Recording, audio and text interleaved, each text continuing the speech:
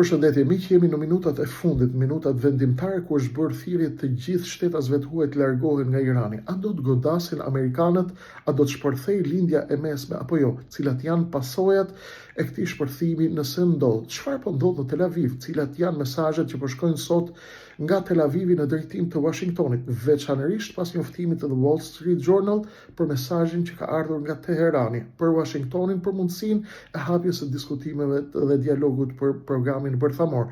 Cili është orientimi apo përpjekja e J.D. Vance, vëndspresidentit amerikan, dhe ku po e shtyn ai situatën në lindjen e mesme?